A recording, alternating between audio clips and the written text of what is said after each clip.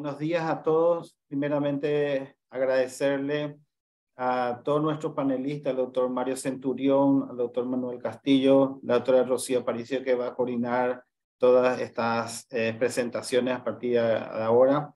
Queremos hacer desde el Programa Nacional de Prevención Cardiovascular un intercambio y así también hacer unas necesidades en cada región con relación al manejo de la hipertensión arterial. Desde ya, muchísimas gracias por la participación de todas las regiones que están ahora ingresando en todo en esta aula virtual. Agradecerle al laboratorio KINFA, a través de Graciela y Joel, a todos los directivos de KINFA, por darnos esta plataforma para poder compartir y tener una cantidad buenas de participantes. Desde ya, muchísimas gracias.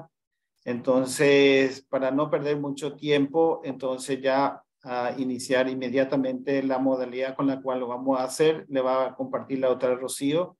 Y lo único que yo quiero dejarle dicho es tratar de enviarnos sugerencias para mejorar el punto de vista de capacitación y también en alguna parte la necesidad de algunas tipos boletines o si necesitan alguna forma de guías. Las nuevas guías estarán por salir para poder compartir también. Eso es un adelanto que les voy a dar. Y bueno, le dejo con el doctor Mario Centurión y el doctor Manuel Castillo y la doctora Rocío para poder hacer la presentación de, en este caso, de la segunda región sanitaria, primeramente con el doctor Darío Telles. Rocío. Doctor Telles, buenos días, doctor. ¿Puedes un ratito dejar de compartir? Voy a presentar algo y después te pasamos otra vez, por favor. Sí. Gracias, doctor. Gracias. Bueno, entonces, bienvenidos a todos a este curso.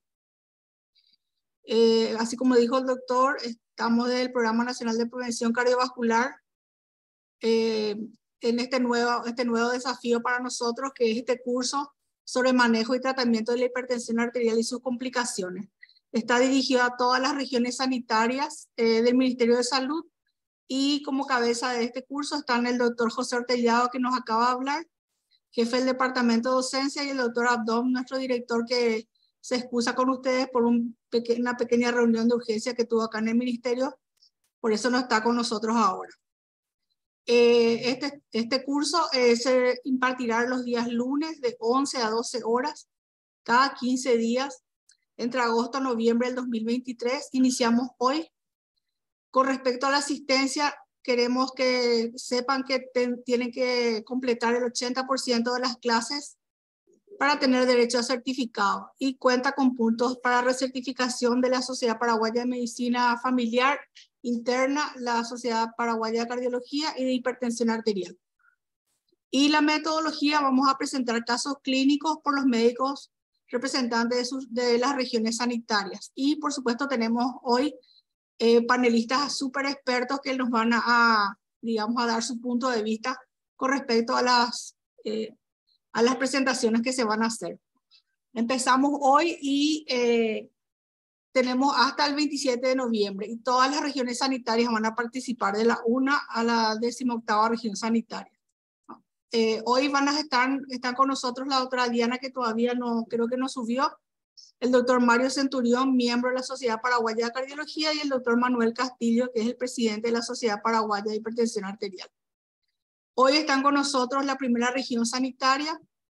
El coordinador regional es el doctor Bernardo Yaquet y la segunda región sanitaria San Pedro, con la coordinadora regional, que es la doctora Yasmín Cardoso. Ahora, a continuación, por la segunda región sanitaria vamos a empezar. El doctor Telles nos va a presentar su caso.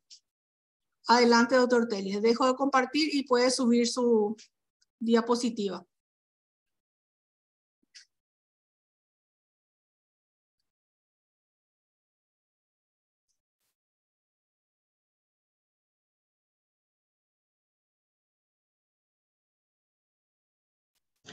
¿Todos están viendo? Buenos días. Buenos días, doctor. Bueno, En este caso, la segunda región sanitaria nos tocó el manejo no farmacológico en pacientes con hipertensión arterial, una comunidad vulnerable de zona rural.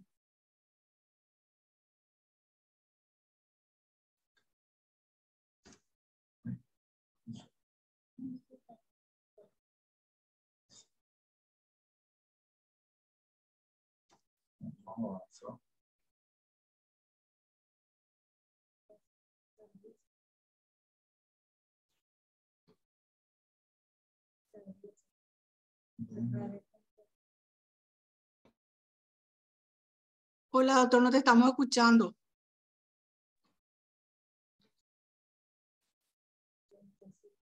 Están viendo la pantalla. Ahora sí Porque, vemos, pero ahora sí te escucho. sí.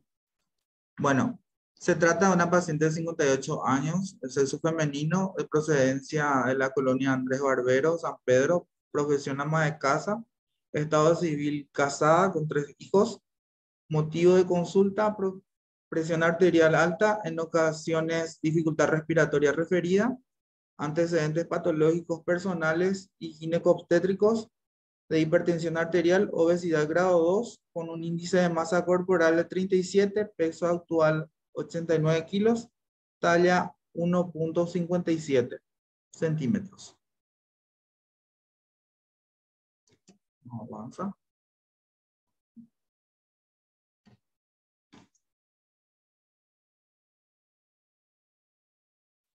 Avanza. Siguiente. ¿Sabes qué, Darío? Sí.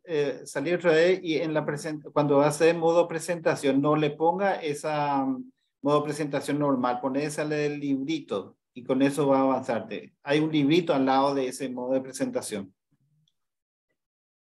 Salí un poquitito, después ahora vas a ingresar para hacer la presentación, pero no, al lado de ese está un librito, fíjate. Al lado de donde vos estás, ahí es ese. Okay. Ahí está. Ahí ya va, te va a avanzar. Continúo. Antecedente de la enfermedad actual, paciente con antecedente de hipertensión arterial. No sabe referir la paciente desde cuándo. Antecedentes remotos de la enfermedad actual, vida sedentaria, aparte de las labores domésticas básicas. Presenta buena catarsis y diuresis según la anamnesis alimentaria. La misma refiere a un alto grado de consumo de carne vacuna con mucho sodio, pocas verduras frescas, hábitos tóxicos no refiere. Signos vitales: presión arterial en 160 con 100, frecuencia cardíaca 85 por minuto, frecuencia respiratoria 22, temperatura de 36, una saturación de 96%. Datos positivos del examen físico: su presión arterial de 160 con 100.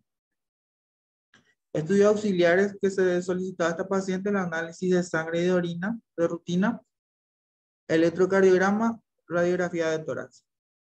Diagnóstico de la paciente: hipertensión arterial y su obesidad de grado 2. Un CIE-10 y 10. Diagnóstico diferencial: una insuficiencia cardíaca congestiva o una hipertensión, o sea, una insuficiencia renal aguda. No sé por qué.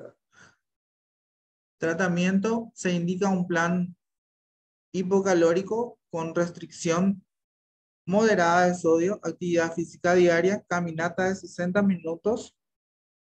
Evolución: se sugiere control por consultorio cada 22 días para monitoreo del plan y las indicaciones dadas para el tratamiento.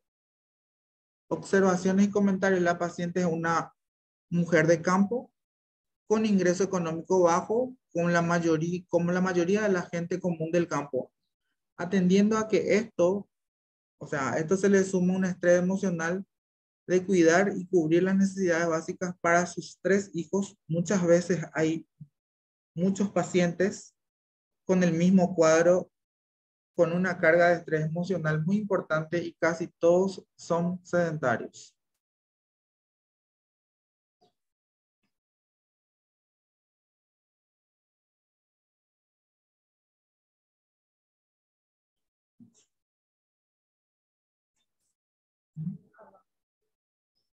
Gracias, doctor Telles.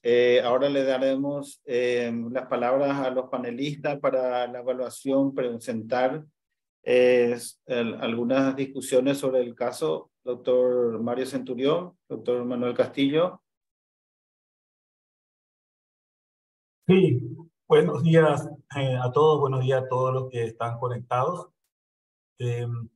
Realmente es un caso típico, ¿verdad? Realmente esa es la presentación habitual de todos nuestros pacientes, sean del campo, sea de la zona más urbana, ¿verdad? Tenemos los casos de las mujeres, amas de casas, con obesidad y con todo el estrés que implica todo esa, el manejo de la casa, con los hijos, todo lo que implica todo eso, ¿verdad? No obstante, eso no minimiza lo que tendremos que hacer en intervención sobre esta persona, ¿verdad? Porque así como tiene todos estos factores de riesgo, porque podemos hablar de un riesgo cardiometabólico alto, hoy día no vemos solamente, al estratificar el riesgo de los pacientes, solamente la hipertensión arterial como único punto visible, sino tenemos que verlo como un todo y marcar su riesgo cardiometabólico, donde en esta paciente por lo menos tenía obesidad, probablemente también tiene algún grado de dislipidemia o de disglucemia, eso tendríamos que ver después cuando tengamos los laboratorios, y con todo lo que implica, ¿verdad?, la hipertensión, y hoy día cada vez más tiene el perfil típico de una paciente que puede hacer una insuficiencia cardíaca con fracción de eyección preservada, hipertensa, obesa, ¿verdad?, sedentaria. Entonces están dentro de los grados ya de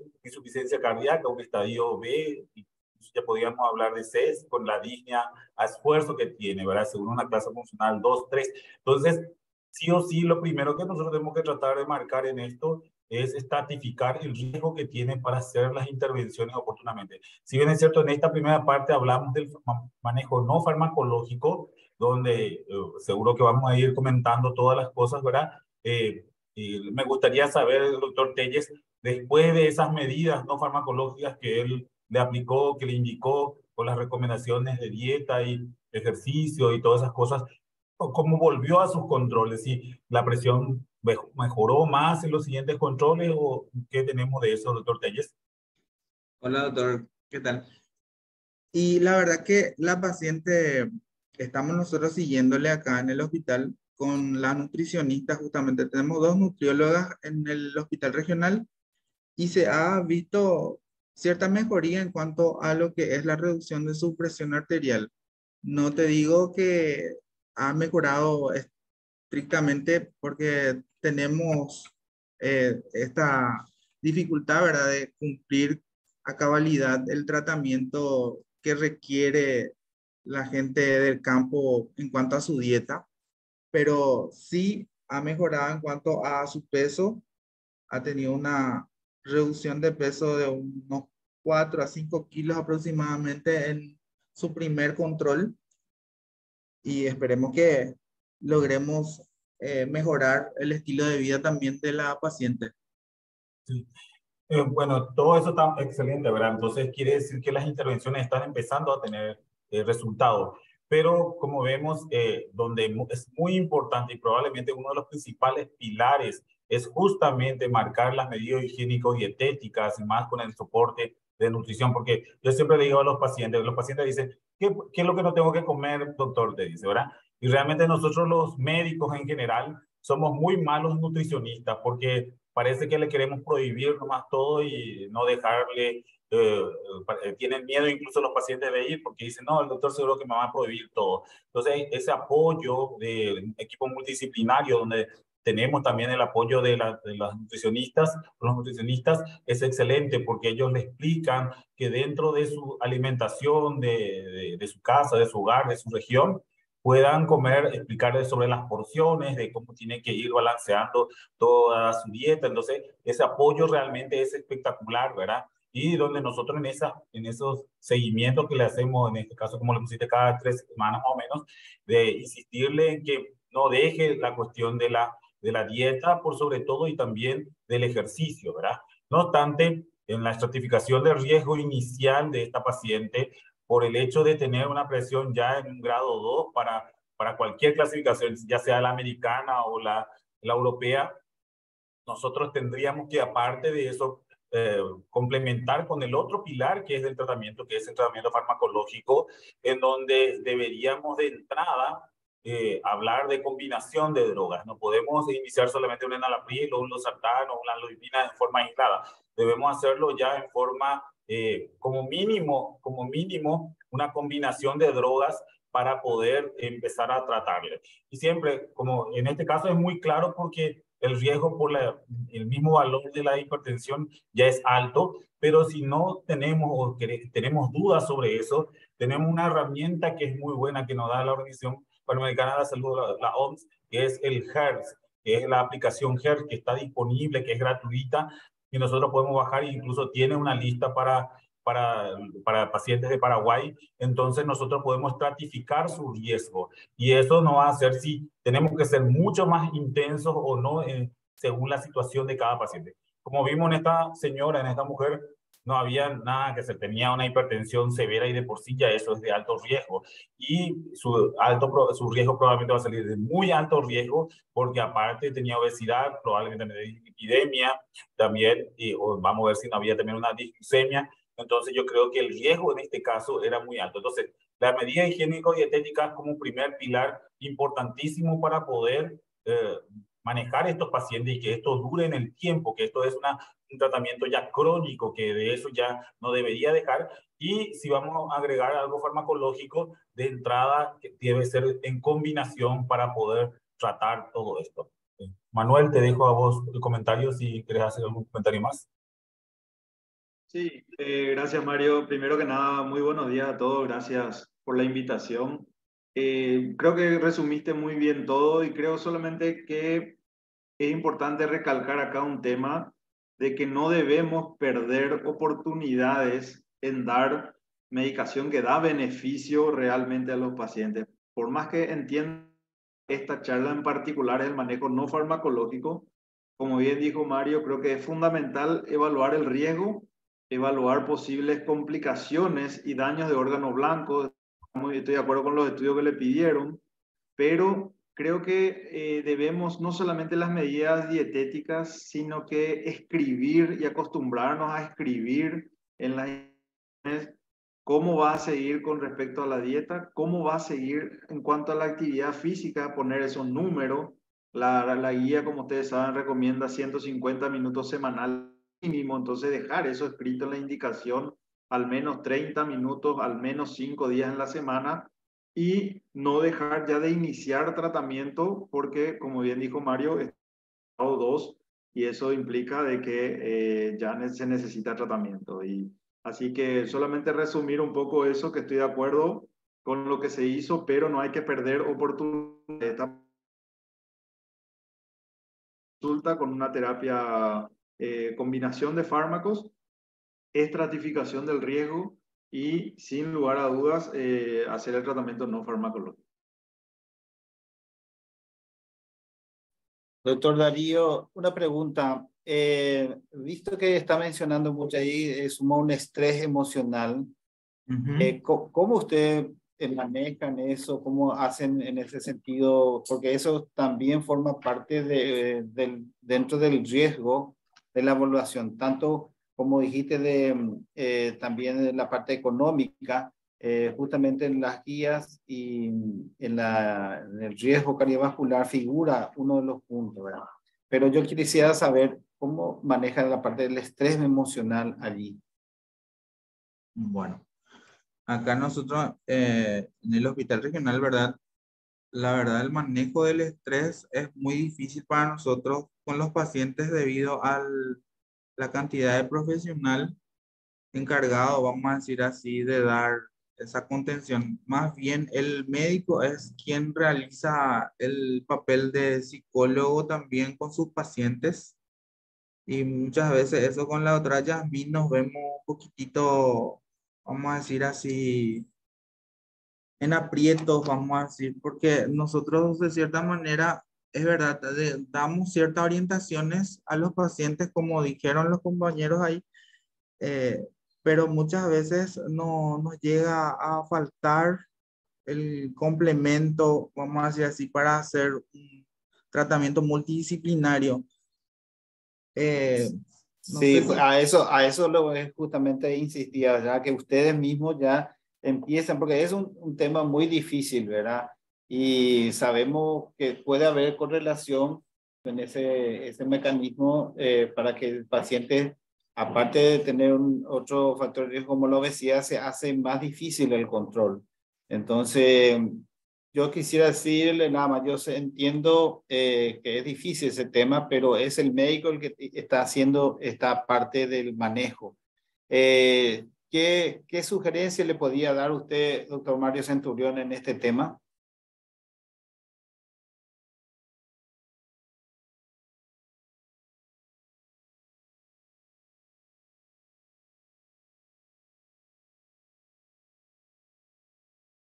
Hola, sí, disculpe, estaba apagado mi volumen. Sí, no, en toda esa cuestión de la cuestión emotiva, ¿verdad? En estos pacientes realmente es muy complicado, ¿verdad?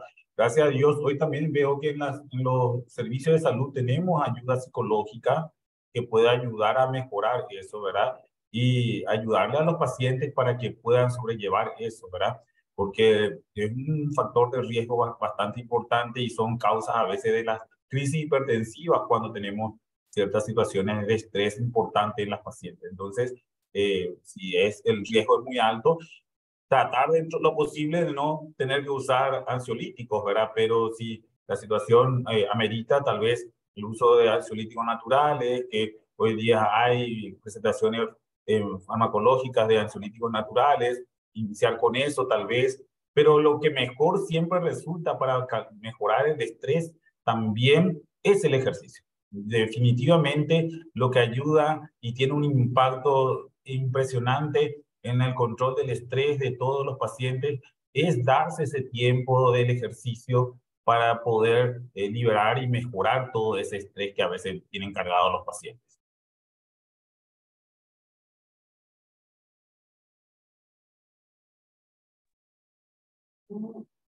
Doctor Manu, ¿algún comentario? No, básicamente con eso. Por eso le quería solamente una consulta ya para ir al caso. ¿En este paciente solo se le planteó el manejo no farmacológico o también el tratamiento farmacológico? sí, doctor, nosotros le iniciamos el tratamiento a esta paciente, eh, aparte, ¿verdad?, de darle su indicación no farmacológica de realizar actividad física, de realizar una dieta baja en la ingesta de sal, ¿verdad?, sodio, y aparte realizarle también la concienciación, ¿verdad?, de que el estado que ella está, que está obesa, o sea, que está en estado de obesidad grado 2, que necesitaba reducir su peso y demás, ¿verdad? El tratamiento que nosotros le iniciamos farmacológico es directamente, ¿verdad?, con el enalapril y basándonos, ¿verdad?, en lo que nosotros llegamos a tener en el ministerio también en cuanto a los medicamentos. Hola. Sí, te escuchamos, doctor. Es súper bien. Entonces terminamos con este caso. Última pregunta, doctor Darío, nada más. En el caso de que, ¿cuánto era la cifra de la presión de esta señora? 160-100. Y acá tengo también el tema del resultado de laboratorio que me facilitaron ahora también. La paciente también se encontraba con una trigliceridemia y una, a ver, sí, eso es lo llamativo de su laboratorio, justamente que también presentaba una dislipidemia en la paciente. Entonces, por ende, también seguramente le iniciaron el tema de tratamiento Sí, para eso. yo totalmente de acuerdo con las cifras de la presión inicial. Nada más una pregunta en el sentido de que haciendo dentro del control no farmacológico, sabemos que baja la presión arterial sistólica y la diastólica. O sea, para que vea nomás y revise, que tenga en meta a medida que baja de peso esa paciente, porque tiene una obesidad grado 3, 4, mucho de eso va a controlar la presión y probablemente va a disminuir inclusive las dosis del antihipertensivo, ¿verdad? Excelente, muchísimas gracias, doctor Darío Telle, felicitaciones. Y si no hay otra pregunta, pasemos al segundo caso. Gracias. Hola, doctor, tiene que presentar su actualización, la segunda región. Ya. Dale, te dejo entonces, doctora Rocío. Te dejo, ¿sí? Doctor Telle, su autorización sobre el tema que se le fue asignado. Sí. Bueno. Aquí otra vez. La actualización clínica sobre cambios de estilo de vida en pacientes con hipertensión arterial.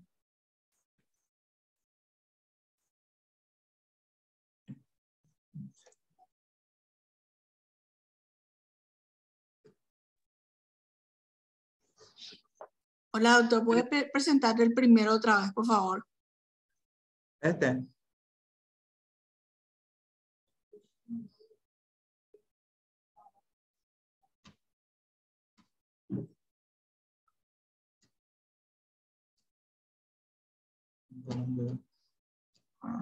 Ahí.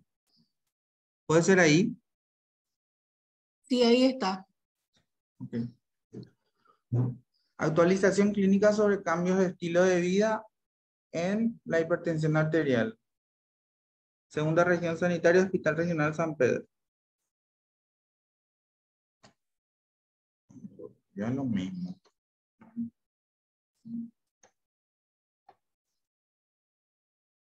Relevancia de los cambios en el estilo de vida.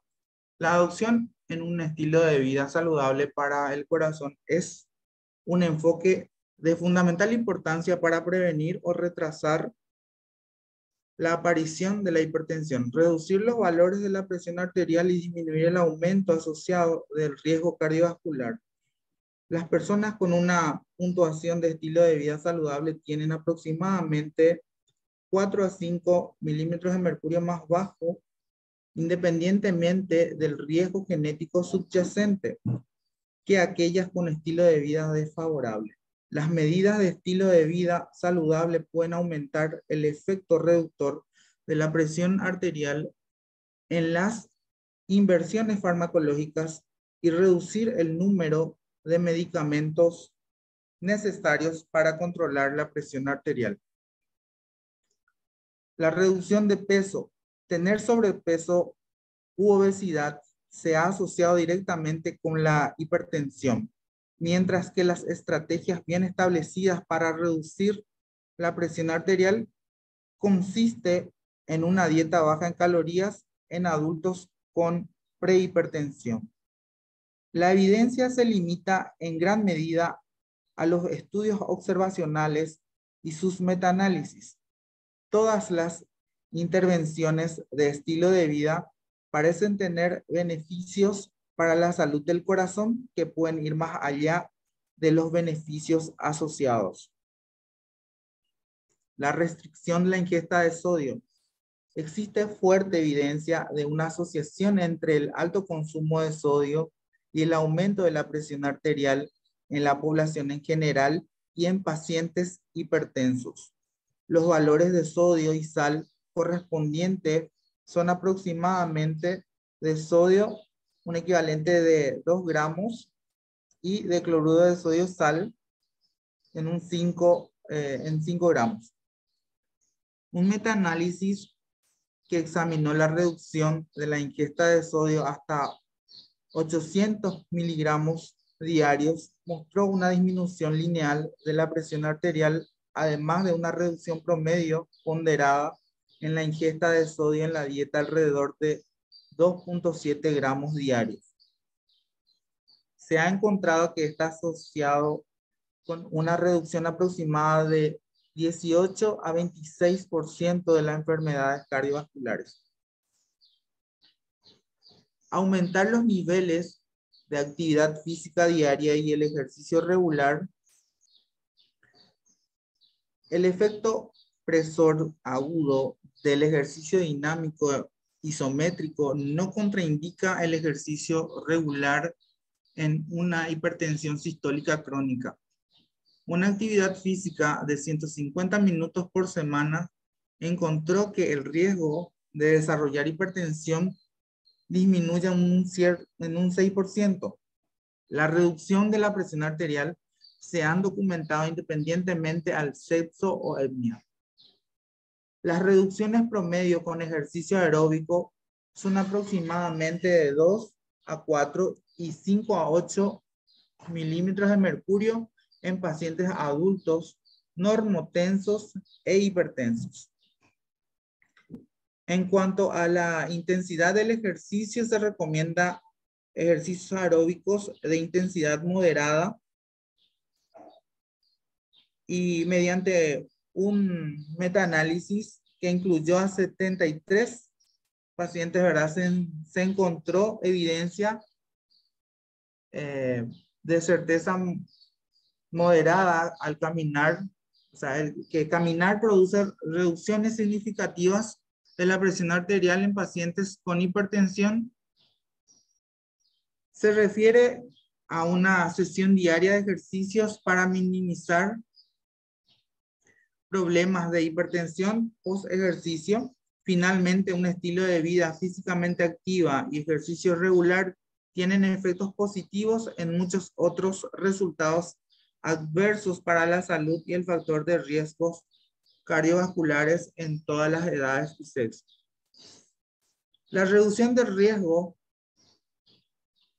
es continua en toda la gama de volúmenes de actividad física, pero la tendiente de la disminución del riesgo es más pronunciada para las personas menos activas.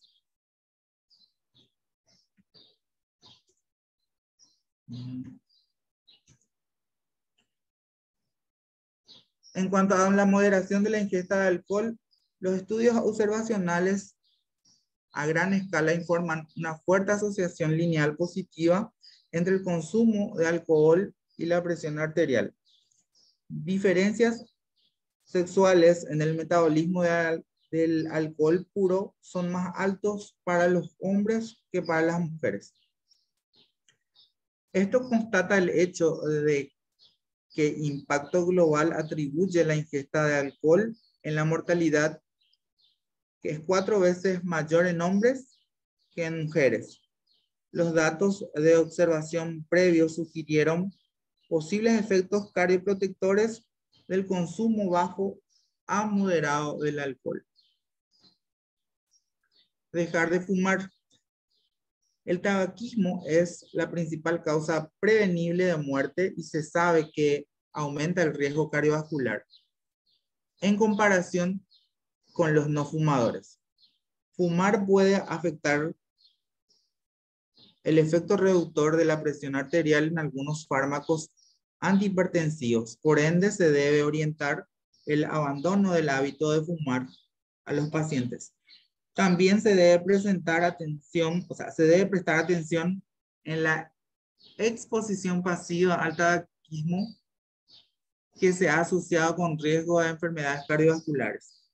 El consejo breve de un médico puede ser ventajoso cuando el tiempo es limitado, aunque la combinación del apoyo conductual con la farmacoterapia aumenta la posibilidad del éxito.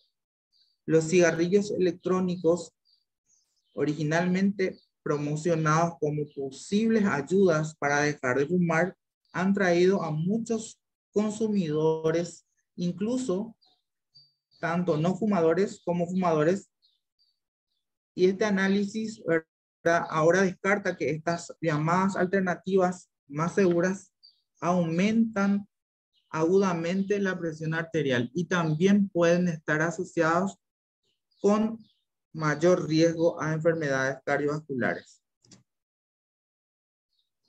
La bibliografía fue tomada de este artículo. Y eso es todo. Hola. Hola, doctor, sí. Excelente tu presentación. No sé, doctor Ortellado, no sé si quieres comentar algo, doctor Castillo.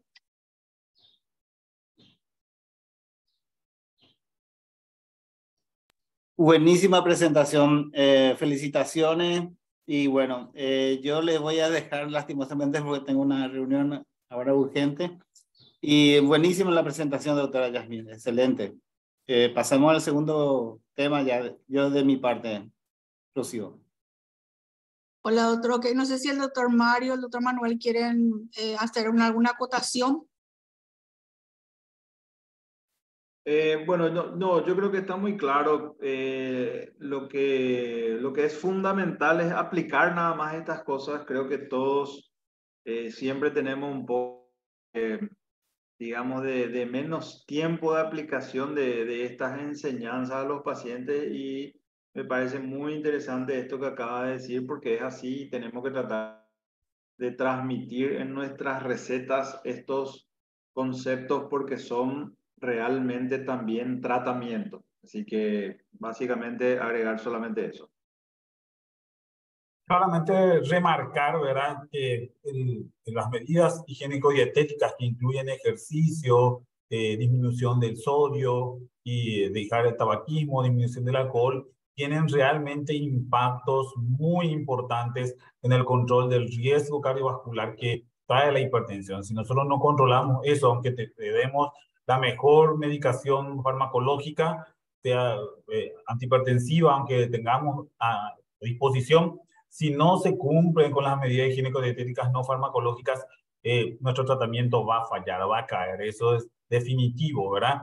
Y en cuanto al tema del sodio, ¿verdad? A veces es chocante para los pacientes cuando uno le dice que deje comer la sal. Y como marcó muy bien ahí el doctor, es disminución del consumo de sodio.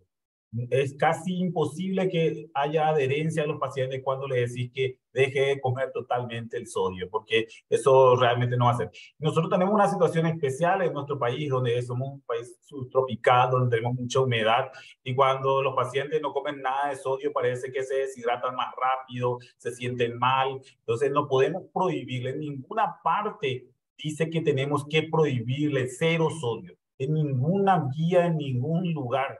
Solo tenemos que disminuir el consumo de sodio, y eso nos va a ayudar a controlar mejor la hipertensión. No es proscribir totalmente, o sea, prohibirle a los pacientes que coman sodio. De hecho, hay varios estudios, ¿verdad?, donde se vio que el consumo de sodio hace una curva en J, se le llama. Eso quiere decir que el exceso de sodio hace mal, pero nada de sodio también hace mal. Entonces, tenemos que tener cuidado con esa prescripción, no ser tan intensos en eso y negociar con los pacientes para que ellos también puedan aceptar, porque si de entrada lo le prohibimos, eso ya genera a veces un rechazo de los pacientes, y el impacto realmente de dejar de comer el sodio, de no tener consumo de sodio, es de más aproximadamente 0,5 puntos, o sea, sería 5 a 10 milímetros de mercurio.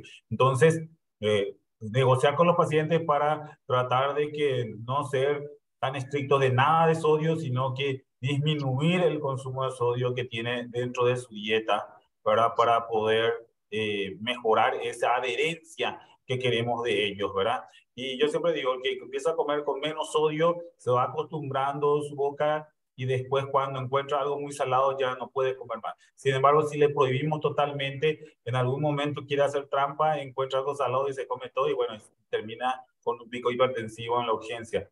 Entonces, tratar de negociar de que de a poco vaya disminuyéndose el consumo de sodio, y eso nos va a ayudar. Y bueno, sin hablar, el ejercicio probablemente es un fármaco más, porque puede llegar a bajar entre 10 a 20 milímetros de mercurio la presión solamente con eso, y personas que tienen presión grado 1 o prehipertensión, con eso podríamos controlar. El problema es que nadie es adherente. Las personas, cualquier excusa es buena para no hacer ejercicio, o porque llueve, porque hace frío, porque hace calor, porque tiene que ir a la misa, porque tiene la reunión de los chicos. O sea, siempre hay una excusa para no hacer ejercicio. Entonces, tendríamos que insistir en eso. Cuesta muchísimo, es muy difícil, y bueno, y siempre otra cosa también que los pacientes dicen cuando hacen ejercicio. Hago ejercicio, doctor, toda la semana y no bajé ni 1 gramo. Bueno, hacer ejercicio media hora, 5 veces por semana, no es para bajar de peso, es para mejorar el riesgo cardiovascular, para mejorar la hipertensión, pero no sirve para bajar de peso. Si queremos bajar de peso, tendríamos que hacer más tiempo, tal vez agregar algo de fuerza también y obviamente el consumo de hidratos de carbono también en la dieta para tratar de disminuir. Eso quería comentar sobre esto. Excelente, excelente las acotaciones del doctor Castillo y del doctor Centurión. Bueno, estuvo magnífica la presentación de la segunda región. Doctor Telles, ¿puedes dejar de compartir tu pantalla, por favor? Y vamos ahora a la primera región sanitaria. Está con nosotros el doctor Hugo David Cabrera, en representación de la primera región sanitaria Concepción. Y también está con nosotros ahí el doctor Jaquet, el doctor Bernardo Jaquet, que es el coordinador de enfermedades no transmisibles de la primera región. Bienvenido a primera región sanitaria. Si pueden compartir su presentación y te escuchamos, doctor Hugo.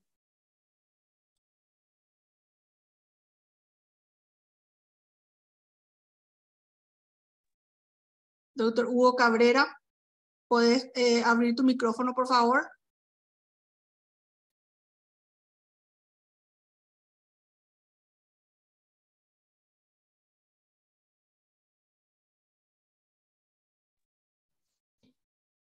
Sí, buenos días.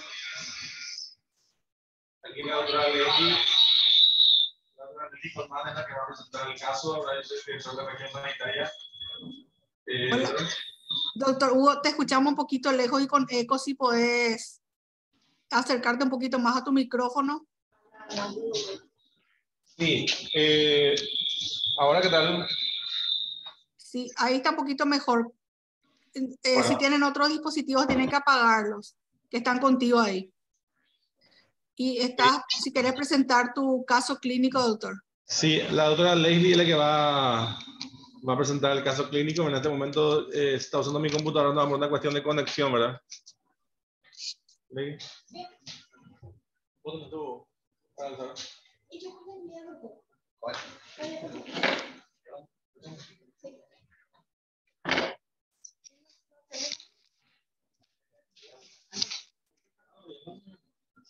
Buen día, estamos buscando un ratito.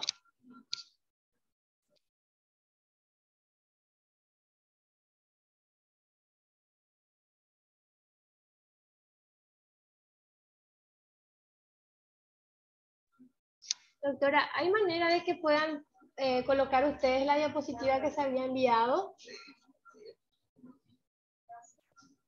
Hola, sí tenemos posibilidad. Un ratito si me aguardan, ¿sí? O sea, no sé si hicieron algún cambio, algo de lo que nos enviaron. No hubo cambio, Doc. No, bueno, no un pudimos. ratito, por favor.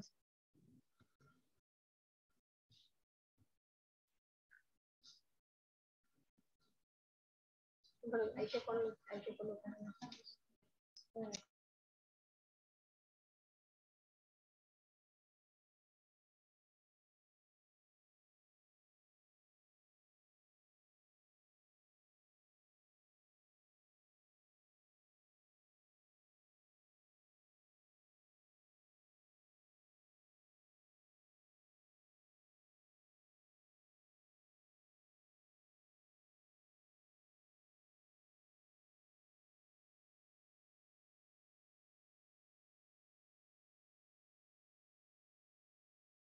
Mientras tanto, no sé si las personas que quieren hacer preguntas ahí, donde en el box de preguntas y respuestas pueden hacerlo, ¿sí? No en el chat porque se pierde. Por favor, en el box de preguntas y respuestas, si pueden hacer sus preguntas. Y no sé si el doctor Manuel o el doctor Mario pueden responder en un ratito mientras habilitamos la conexión.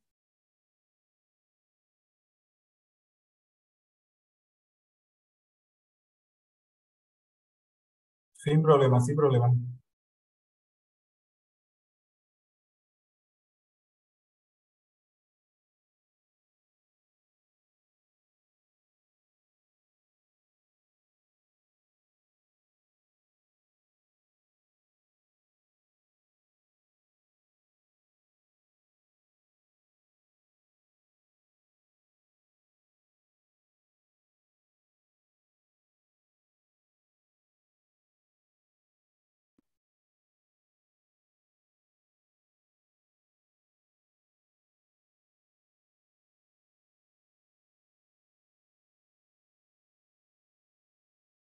Respondo a su pregunta si el sodio que hay en los alimentos fuera sin agregado de sal es suficiente para el requerimiento diario. Realmente, como les dije, se hicieron varios estudios, ¿verdad? Donde hicieron seguimiento, donde fueron muy estrictos con la dieta, y donde hicieron con disminución del sodio, sin sodio en la mayoría, sin ponerle nada de sal y con alto contenido, ¿verdad?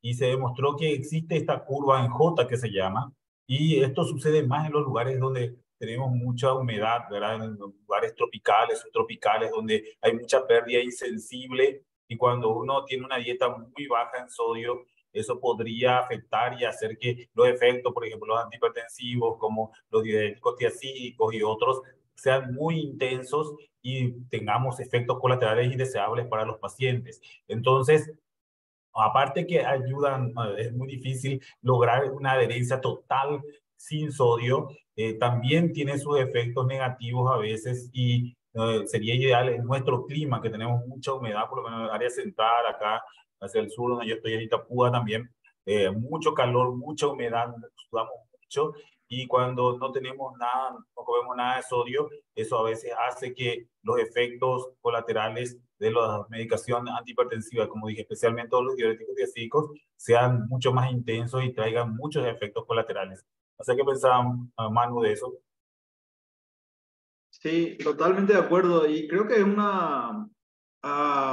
un tema muy difícil de llevar a la práctica. A veces nosotros mismos no tenemos la formación bióloga que a veces yo puedo saber en la teoría. Bueno, ok, recomiendo 2 a 2.5 gramos de sal por día. ¿Cómo eso lo lleva a la práctica?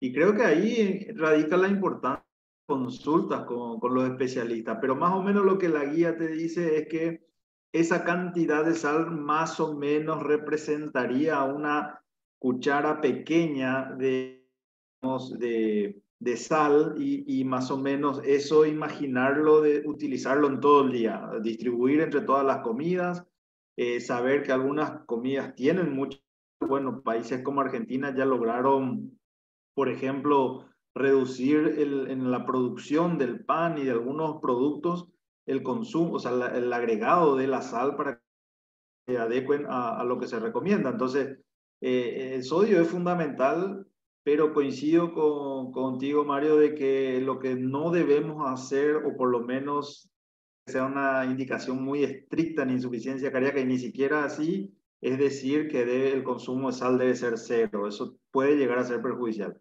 Lo que se recomienda son 2 a 2.5 gramos por día, y tenemos que tratar de buscar un protocolo con alguna nutrióloga que podamos transmitir de manera práctica, porque a veces es fácil en la teoría, es difícil llevar a la práctica.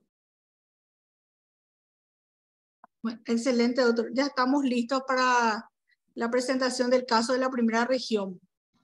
No sé si podés, ¿quién va a presentar, doctora? Yo, sí, ¿qué tal? Buenos días. Soy la doctora Colmán y teníamos un caso de un varón con cefalea que vamos a presentar como caso clínico. Verán. Este es un... Ay, que no consigo pasar. Ahí está. Es un paciente de 33 años de sexo masculino procedente de la ciudad, de profesión veterinario, estado civil, unión libre, y el motivo de consulta fue cefalea. ¿Verdad? Siguiente, en antecedentes patológicos personales, en este caso no conocido portador de patología de base, y lo que llamaba la atención en el momento de la consulta, a la inspección, digámosle un aumento de la circunferencia abdominal y acantosis nigricans bien marcada en la región cervical.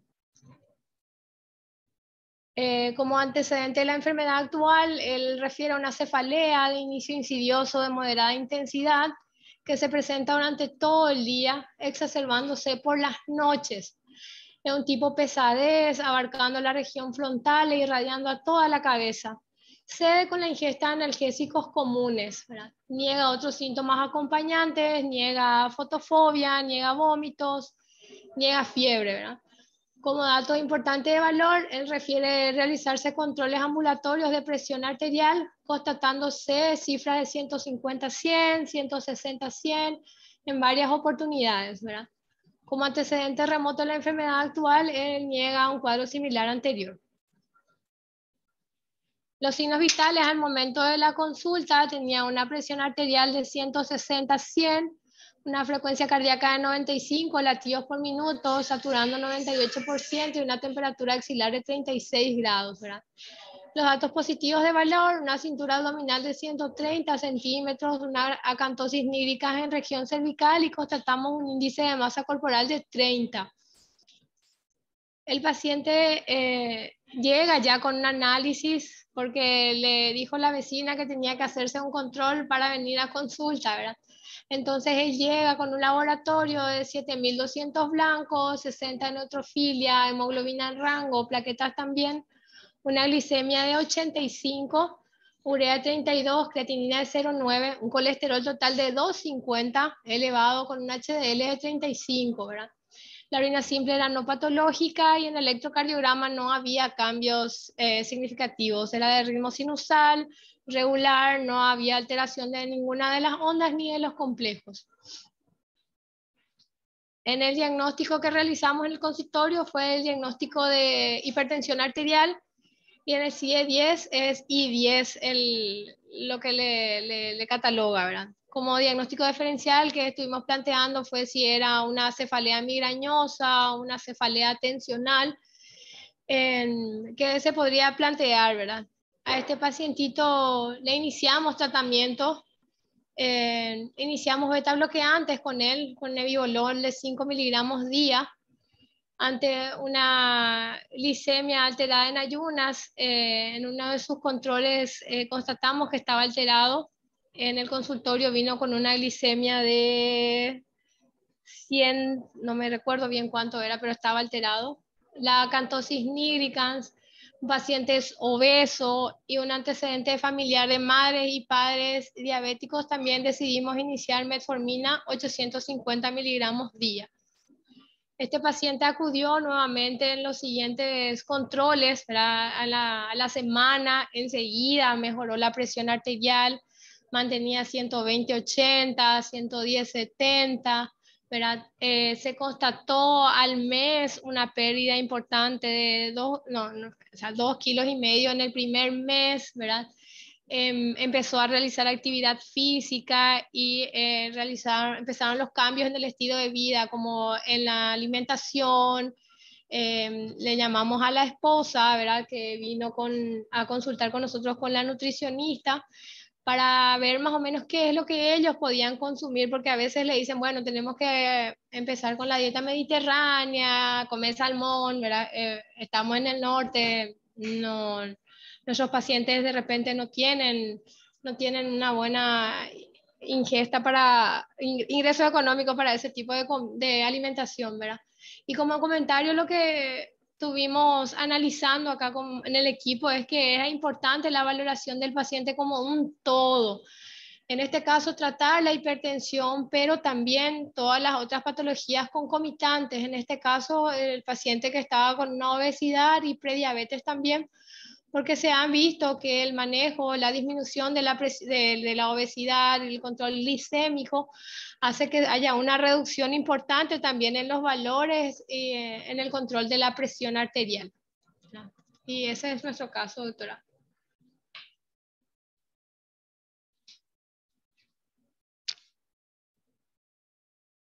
Hola, sí, el doctor Manuel o el doctor Mario, no sé si quieren hacer alguna acotación con respecto a la presentación de la doctora. Sí, una consulta. ¿Por qué se eligió el uso del nebivolol como primer fármaco de tratamiento?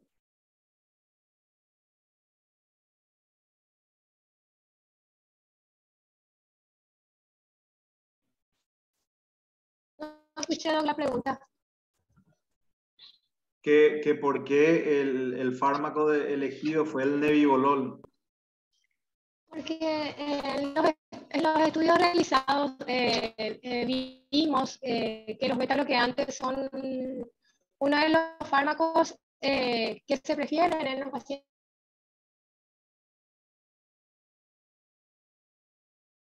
No te escuchamos, doctora. Como vemos que la tenía una frecuencia cardíaca de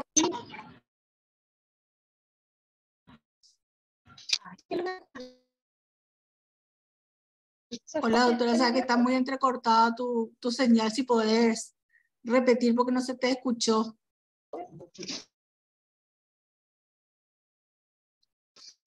Mira,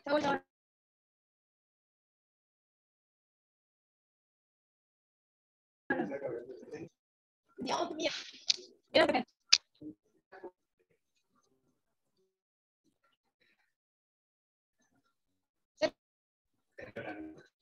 le dejamos colgados. Se apagó. Hola, doctora, o sea que se te escucha entrecortado. No sé si querés acercarte más al micrófono.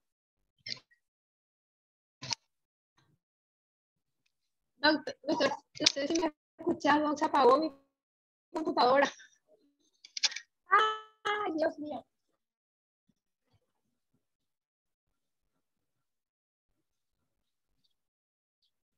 Igual otra persona del equipo puede responder igual nomás.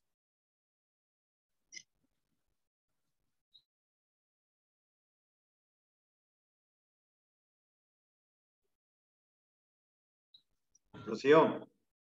Sí, doctor, te escucho. No, mientras tanto, nomás para todo el resto de los partidos. Creo que es un lindo ejemplo para debatir justamente de que si bien los beta bloqueantes son muy buenos antihipertensivos, y más aún el nebivolol con sus propiedades dilatadoras, como se vio en este caso, pero no es lo común de lo que ocurra. Y recordar que los beta bloqueantes tienen indicaciones muy precisas utilizar como antihipertensivo. Sí hay que saber que entre los factores fisiopatológicos, el sistema nervioso simpático, como saben, puede tener una sobreexpresión, pero solo eso, o sea, una frecuencia un poco alta, solo eso que me lleve a elegir un beta bloqueante, creo que no es lo que la guía. La guía dicen que si hay una insuficiencia cardíaca, cardiopatía isquémica, sin lugar a dudas, o un hipertiroidismo, pero si no hay ese escenario, todavía los beta bloqueantes tienen un segundo espacio y lo que se recomienda como primera medida siempre es la inhibición del sistema renina-angiotensina.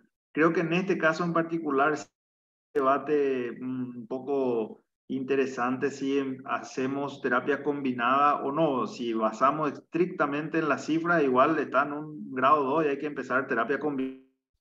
Pero al ser muy joven, bueno, capaz que uno podría ahí darle un cierto tiempo de una chance y ver, pero si nos basamos estrictamente en un grado 2, por más y más aún si estamos detectando factores de riesgo, es terapia combinada y esa terapia combinada debe ser con un inhibidor del sistema renina-angiotensina más o un bloqueador de los canales de calcio o un diurético.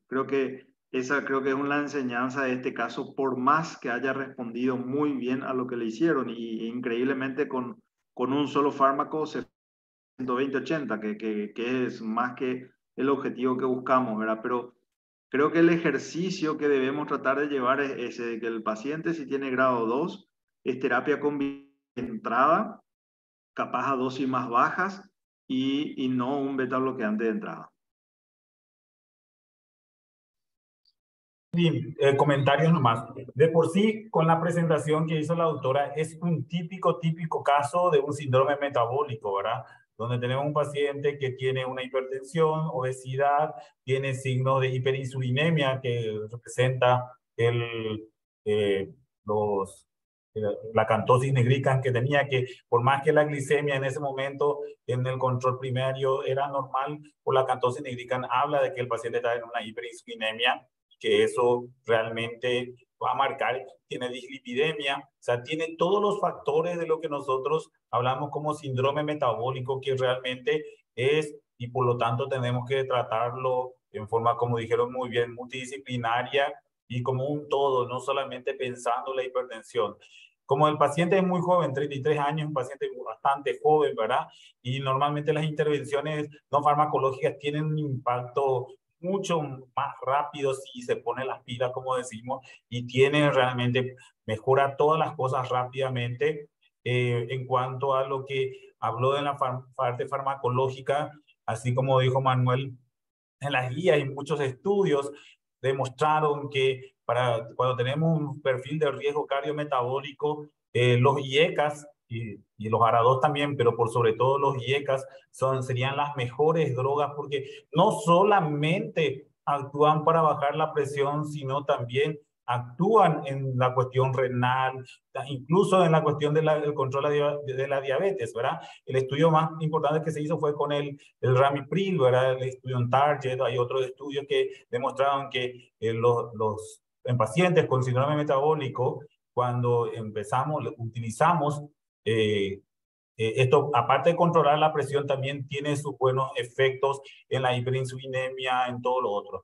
Por ese riesgo y por esos niveles de glicemia y colesterol, yo creo que correspondía, y los antecedentes, también hacerle la metformina, que también va a ayudar y ayudó para que esto se controle. Realmente ese también es un mensaje, ¿verdad? Cuando tenemos pacientes jóvenes, el impacto de cualquier medida es muy bueno. Y como dijo Manuel, es discutible el uso de beta bloqueante como primera opción, pero que no quede eso, ¿verdad? Porque realmente en este mismo paciente, por ejemplo, si hacíamos atenolol o propanolol, estaba re mal, porque estos actúan a nivel metabólico y son totalmente contrarios, o sea, estarían contraindicados incluso, diría, en este paciente por su perfil cardiometabólico, ¿verdad? El nebivolol, que tiene esos efectos más pleiotrópicos que se llaman, que son como vasodilatador y otras cosas, por ahí ayudó bastante, pero el mensaje tendría que quedar que en un paciente con riesgo cardiometabólico, lo ideal sería hacerle, como dijo Manuel, un inhibidor de la enzima convertidora y tal vez un calcio antagonista. En este caso yo no le daría una hidroclorotiazida porque también tiene efecto metabólico, puede elevar el azúcar, puede elevar los triglicéridos. Entonces la combinación que haría sería de ser un estadio 2, ¿verdad? Y toda la carga que tenía, baja dosis de IECA más calcio antagonista sería de entrada. Y después, si va mejorando, eso se va revaluando, ¿verdad? Va revaluando, y si es necesario dejarlo solamente con una droga, le dejamos con una sola droga. Y el ejercicio a largo plazo que le vamos a indicar a este paciente probablemente va a ayudar también a controlar esa taquicardia o leve tendencia taquicardia que tenía el paciente. Yo creo que el mensaje que nosotros queremos dar como especialistas en cardiología es de que en estos casos cardiometabólicos, lo ideal y que tiene más impacto por los beneficios extras que le da sería ser un IECA. No sé, ¿algún comentario más, Manu? Rocío, ¿me escucha? Hola, doctor. Sí, te escuchamos un poquito lejos. Sí, ¿qué tal? ¿Ahora? ¿Ahora sí, ahora? Si podés acercarte un poquitito más al micrófono, doctor. ¿Ahora? Sí, ahora sí. Si hablas un poquito fuerte, te vamos a escuchar, doctor. Bien, ¿se escucha? Creo que no, ¿eh? Se escucha doctor, un poquito bajo. Sí, hola, sí, ahora. Bien, bueno, entonces simplemente quería resaltar, escuché poco la presentación, ahora, pero me parece que aparte de joven, esta persona está debutando con hipertensión aparentemente. No sé si hubo controles anteriores, pero él debutó por cefalea y le constataron casualmente o en un control la hipertensión arterial. Yo en estos pacientes, si bien es cierto, tiene otros factores de riesgo, hay que ir despacio, ¿verdad? No hay que tratar de bajar tan rápida la presión arterial, porque a veces tiene más sintomatología y corremos el riesgo de bajar mucho la presión arterial rápidamente, no suele ser recomendado. Pero lo que quería comentar es respecto el caso anterior, inclusive, que por problemas técnicos no pude entrar, el valor del educador sanitario. Si bien es cierto, este curso es general, acá inclusive debe de estar médicos especialistas, inclusive clínicos, que no hacen atención en USF. La idea general es a los colegas que hacen atención primaria. Y en ese sentido, nuestro esfuerzo a nivel de la Dirección de Vigilancia de Enfermedades No Transmisibles es conseguir educador sanitario. porque el tratamiento de la hipertensión arterial, se habló en la charla anterior de obesidad, es sumamente importante la participación de un nutricionista y de un educador. Nosotros estamos pensando que el educador tiene que ser un profesional universitario, ya sea una licenciada, licenciado, o un nutricionista o otro profesional del área de la salud universitario, porque creemos que lo más importante es el cuidado personal. Y eso yo por lo menos no he tenido mucho éxito en las atenciones, en las recomendaciones sobre el descenso, el bajar el peso de mi paciente. Con la sal sí hemos tenido experiencia y bastante responden los pacientes en el cuidado de la sal.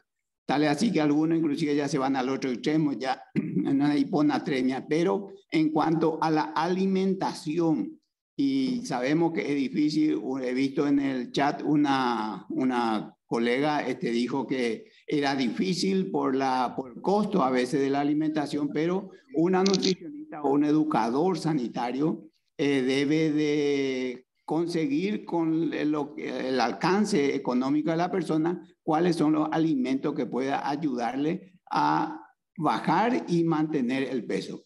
Eso es lo que quería agregar. Gracias. Gracias, doctor. Doctor, no sé si quién está, el doctor David Cabrera o quién está por la primera región. Ya volvimos. Ay, qué bueno, qué suerte. Anterior a problemas técnicos. Sí. Con respecto a la pregunta del doctor de por qué habíamos decidido iniciarle nebivolol a este paciente, era porque él en reposo estaba con una frecuencia cardíaca de 95 latidos por minuto.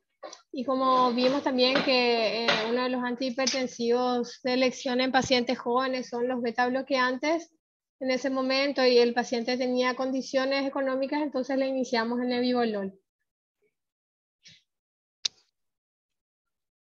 Hola. Ok, doctora. Ok. Perfecto. Esa fue la respuesta entonces. Muy bien. No sé si hay alguna otra pregunta para el caso clínico, entonces vamos a pasar a la actualización. Vamos al correo. Voy a compartir. ¿Querés que comparta, doctora?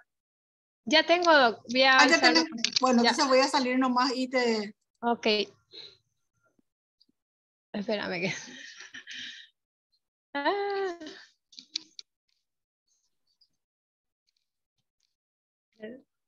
Un momentito.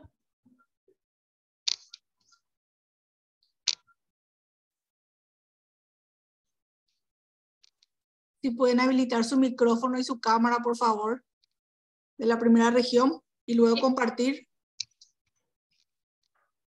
Vamos a ver.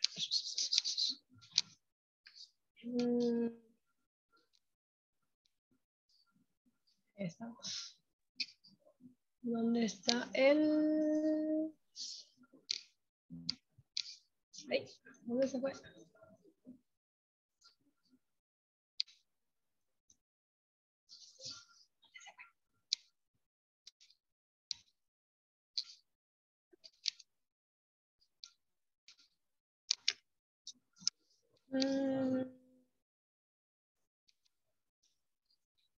Tienes que abrir tu PowerPoint en el escritorio y después darle donde dice compartir pantalla.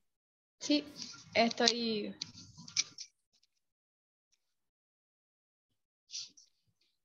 A la pinta, ya.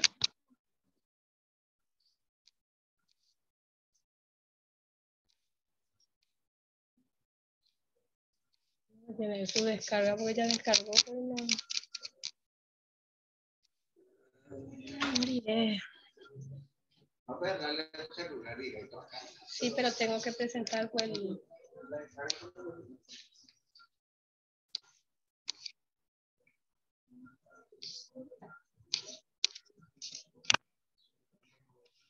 computadora de... Ahí está. Mira, todavía no abrió el power hace ratísimo.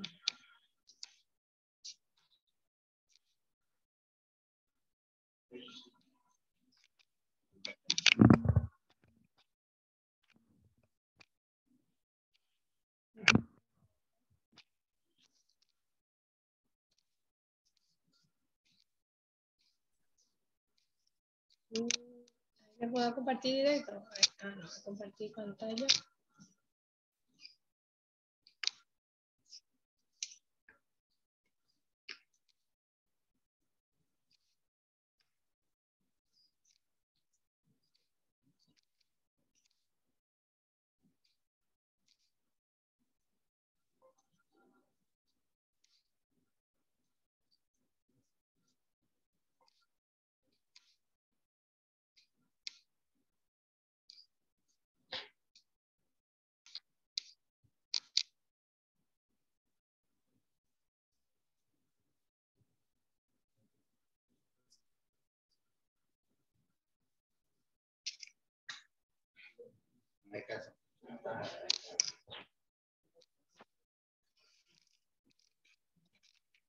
Ya.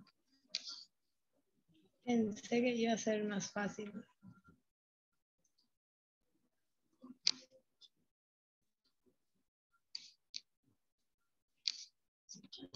Ahí está.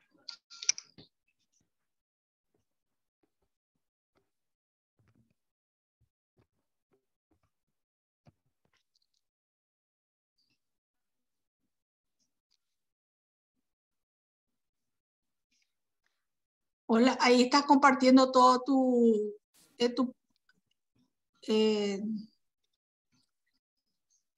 sí, sabes que tenés que abrir primero tu PowerPoint y después compartir. Sí, profe. Tenés Sí, que profe. salir otra vez, abrir tu PowerPoint y después compartir. Ok.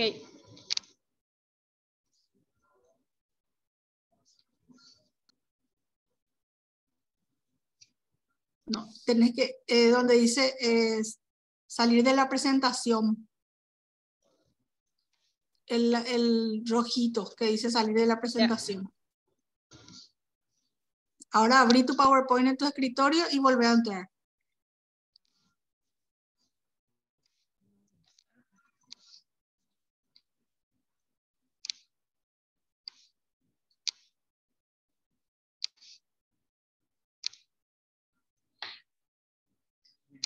Ya está.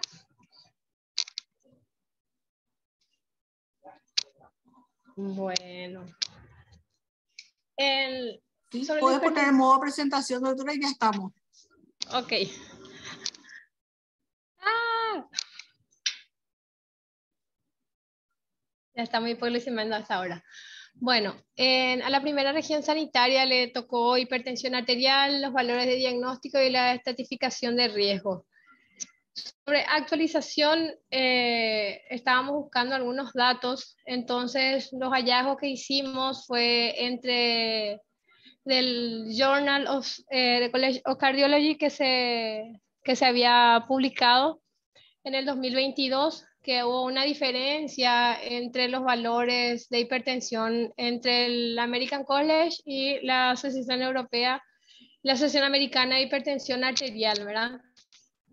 Para el diagnóstico de hipertensión arterial que tuvimos fue que uno de ellos en el American College de Cardiología consideraba normal una presión arterial menor a 120, menor a 80, y ya hablábamos de presión elevada a partir de 120, 129, hipertensión estadio 1, 130, 139, ¿verdad? Hipertensión estadio 2 ya mayor a 140, 90, diferenciándose eso de la Asociación Europea, que hablaba recién de normal alta a partir de 130, 139 y 80 de sistólica y 85, 89 de diastólica, entrando en hipertensión de grado 1 recién a partir de 140 de presión sistólica y 90 de presión diastólica. Hipertensión de grado 2 de 160, hipertensión de grado 3 allá mayor a 180, hipertensión sistólica aislada, una presión arterial mayor a 140, ¿verdad?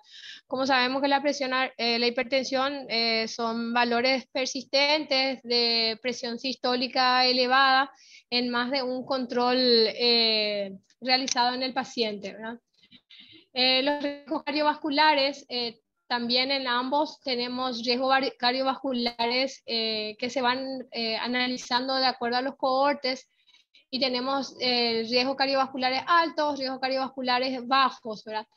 Riesgo cardiovascular alto en aquellos pacientes que son diabéticos, factores de riesgo cardiovasculares por sí solo, como hipertensión arterial, daño de órgano blanco, llámese nefropatía crónica, e hipertensos que tienen mayor riesgo de mortalidad del 5 al 10% y del 10% respectivamente, ¿verdad? En ellos lo que tienen un muy alto riesgo de desarrollar patologías cardiovasculares a los 10 años, llámese infarto agudo de miocardio, nefropatía, retinopatía y demás, ¿verdad? Tenemos que los riesgos cardiovasculares clínicos serían estos, ¿verdad? Los de alto riesgo, aquellos con infarto agudo de miocardio, síndrome coronario, aquellos revascularizados que sufrieron un ACV isquémico, un accidente isquémico transitorio, un aneurisma de aorta, ¿verdad? Aquellos pacientes portadores de diabetes, aquellos que tienen proteinuria también tienen un riesgo bastante elevado cardiovascular y tienen un riesgo calculado de mortalidad mayor al 10% en los siguientes 10 años, ¿verdad? Los de riesgo alto son los que también tienen estos riesgos cardiovasculares con un colesterol elevado mayor a 310 miligramos, antecedente familiar de hipercolesterolemia, en la hipertensión arterial de grado 3, aquellos pacientes con diabetes, ¿verdad? Excepto los diabéticos tipo 1, ¿verdad? Una miocardiopatía hipertensiva, una nefropatía con un filtrado glomerular de 30 a 59, tienen un riesgo calculado de mortalidad de 5 a 10%, ¿verdad? Moderados riesgos son aquellos que son hipertensión de grado 2 y hay muchas personas en esta categoría, y de bajo riesgo son los que tienen riesgo de mortalidad menor al 10%, menor al 1%. Si tenemos estos, son dos cuadros de manejo de estos pacientes, ¿verdad? De acuerdo a las dos guías, y tenemos que en pacientes que tienen una expresión sistólica normal, hay que promover eso y mantener el estilo de vida adecuado de estos pacientes, ¿verdad? Los que ya tienen una presión sistólica de 120, 129, seguimos con una terapia no farmacológica, ¿verdad? Y los que ya entramos con una hipertensión en grado 1, entre 130, 80, que tiene riesgo cardiovascular o más, continuamos con terapia no farmacológica como cambio de estilo de vida, medidas higiénico-dietéticas, y empezamos el tratamiento farmacológico con pacientes con una presión arterial mayor a 140-90, cambio del estilo de vida, y empezamos medicación con estos pacientes en clase 1A, ¿no? En la otra guía también habla lo mismo, pero empezamos el tratamiento también a partir de 140-90, cambio el estilo de vida, inmediatamente empezamos terapia farmacológica, analizando el riesgo cardiovascular, el riesgo renal de estos pacientes, ¿verdad? Y se hace una reevaluación a los 3 o 6 meses de la intervención de estos pacientes, ¿verdad? Nuevamente a los que están más avanzados se hace un control, pero esto se hace un control más cercano a partir de los 3 meses, ¿verdad? Y todos deben recibir tratamiento farmacológico a partir de 140-90 de presión arterial. Y es imperante reconocer precozmente la hipertensión arterial y cuáles son los riesgos cardiovasculares que representan estos pacientes para hacer una intervención oportuna y evitar todas las complicaciones, ¿verdad? Sabemos que no puse acá, los factores de riesgo modificables que tienen nuestros pacientes son el tabaquismo, el sedentarismo. Esos son factores modificables que desde la primera consulta hay que insistir al paciente de mejorar los hábitos, hacer los ejercicios más de 150 minutos semanales, una buena alimentación, suspender el tabaco, y porque después tenemos los factores de riesgo no modificables, ¿verdad? Que ya son los antecedentes familiares y si ya hay algún daño específico en estos pacientes, ¿verdad? Y eso es lo que estuvimos investigando, doctora Rocío. Hola, excelente, doctora. No sé si el doctor Abdón o el doctor Mario, el doctor Manuel quieren hacer un comentario.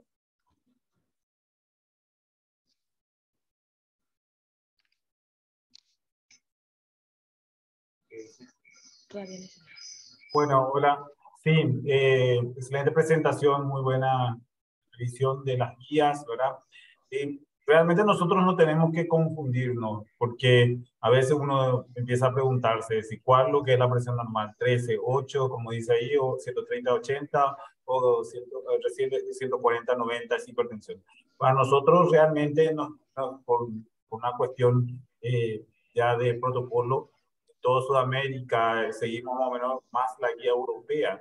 Fue el doctor Castillo, que es el presidente de la sociedad, eso nos va a aclarar mejor, pero nosotros nos guiamos más por la de la sociedad europea, donde hablamos de hipertensión como definición de hipertensión cuando está a 140, 90 o más, ¿verdad? Y así como se marcó ya desde un principio, la estratificación de riesgo para saber a qué paciente vamos a ser más intensos y menos intensos en cuanto al tratamiento farmacológico y en las medidas higiénico-dietéticas es lo primordial al empezar a tratar al paciente. También acotando es lo que había dicho el doctor Abdón Villamayor, que es muy cierto.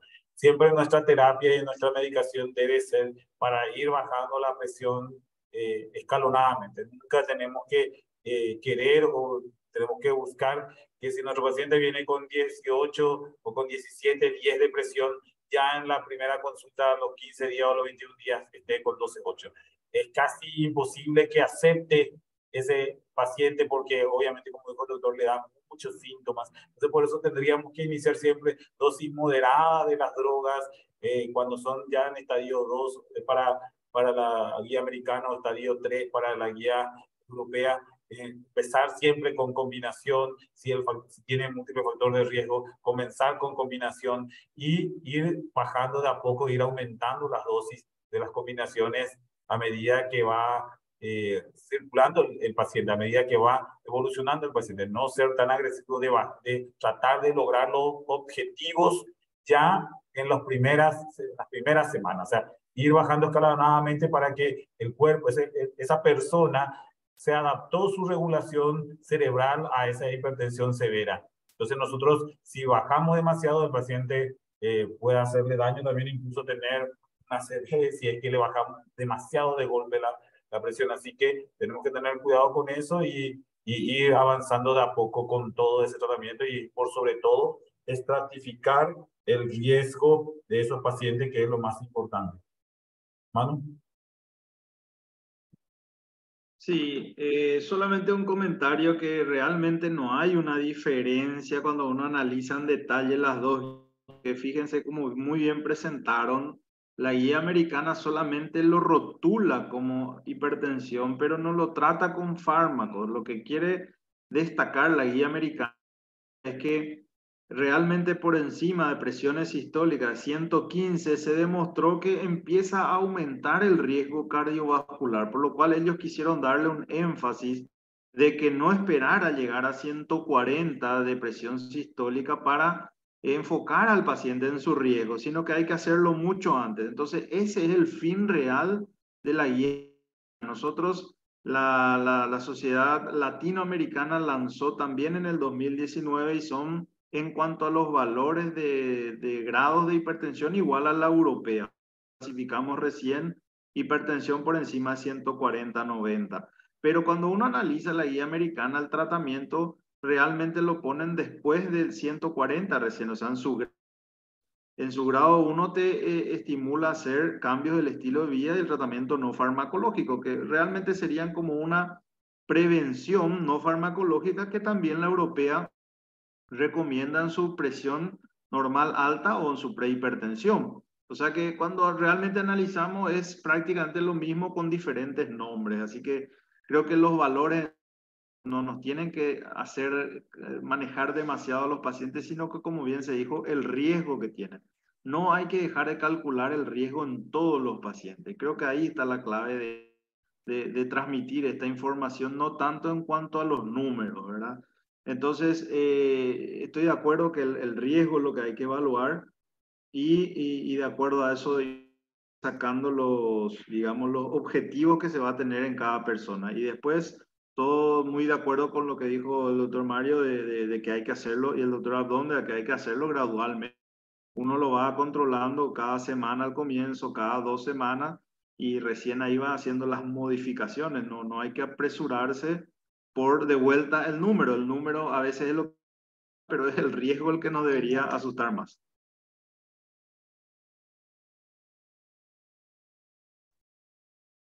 Hola, doctor Abdón, no sé si querés hacer algún comentario. Sí, se escucha, a pesar de que me estoy acercando lo más que puedo, pero no sé, tengo algunos problemitas técnicos acá. ¿Se escucha? Sí, doctor, ¿Se me escucha, doctora? Se te escucha. Bien, me gustaría escuchar un poco más de los colegas, sobre todo de los colegas que están como panelistas, sobre estratificación de riesgo. Particularmente los cálculos que se han hecho, estos de scores, no son para nuestro país y nuestra región. Entonces no es tan fácil el cálculo a 10 años, el cálculo, si cómo nosotros podríamos utilizar, hacer el cálculo de riesgo, si en cuanto a factores de riesgo presente o lesión de órgano diana, no es más práctico.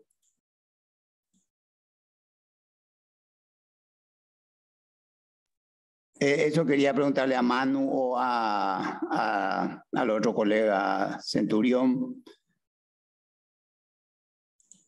Yo estoy muy de acuerdo con eso. La verdad que siempre es difícil traspolar las grandes guías internacionales a nuestra población, ¿verdad? Entonces,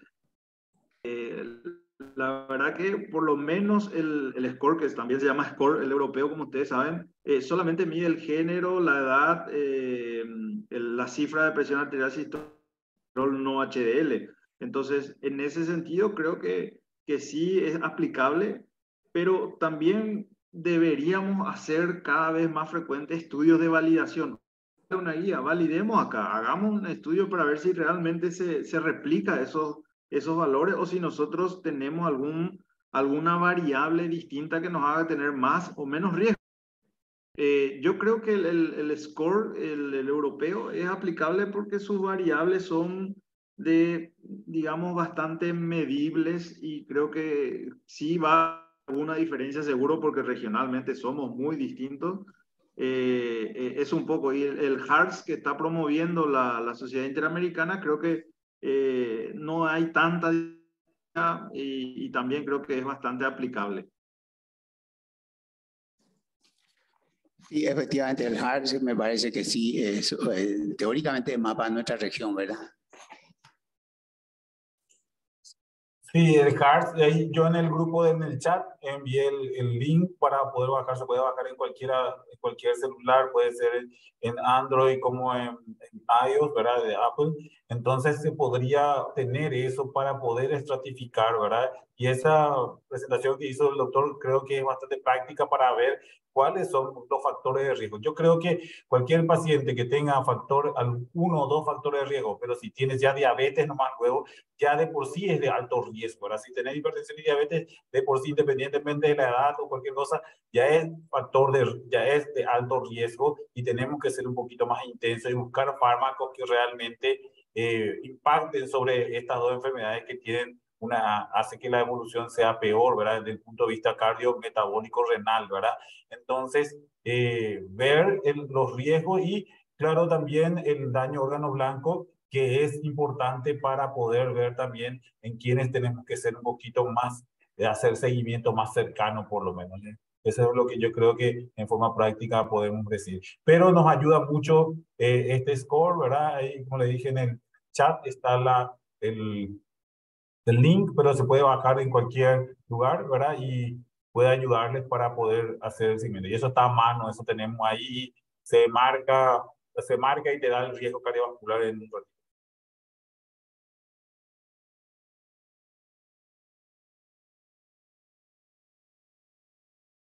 Hola, bueno, no sé si alguien quiere hacer algún comentario más. Doctor Manuel, doctor Abdón.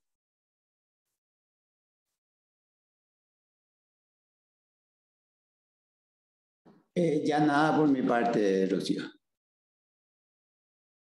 Igual, de ninguna otra acotación, más que nada agradecer la invitación y a los que prepararon estos casos y estas actualizaciones y a la presencia de todos. A las órdenes, cualquier pregunta desde acá. Bueno, perfecto. Entonces, gracias por su conexión, ¿verdad? Muchas gracias a todos los compañeros de las regiones sanitarias que se conectaron. Les esperamos dentro de 15 días, el 21 de agosto nuevamente. Van a estar la tercera y cuarta región sanitaria y la tercera nos va a presentar manejo farmacológico según estratificación de riesgo, indicaciones y contraindicaciones. Y la cuarta región sanitaria, hipertensión arterial en pacientes obesos. Así que vamos a volver a repetir otra vez nuevamente estos puntos, pero mucho más detalladamente. Y les esperamos a todos dentro de 15 días. Muchas gracias, doctor Mario, doctor Manuel, que estuvieron con nosotros. Doctor Abdón, muchas gracias por unirse. Y por supuesto, muchísimas gracias a Kinfa, que sin ellos esto no hubiera sido posible. A Graciela y a Joel, que están ahí haciéndonos el aguante todo el tiempo, que nos estamos mensajeando 10 veces cada 5 segundos. Muchas gracias, Graciela. Muchas gracias, Joel. Un gusto.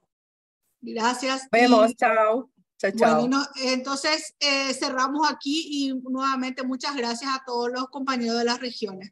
Nos vemos en 15 días. Que tengan un buen inicio de semana. Hasta luego. Gracias, Rocío. Gracias a todos. Hasta luego. Gracias por la invitación. Gracias.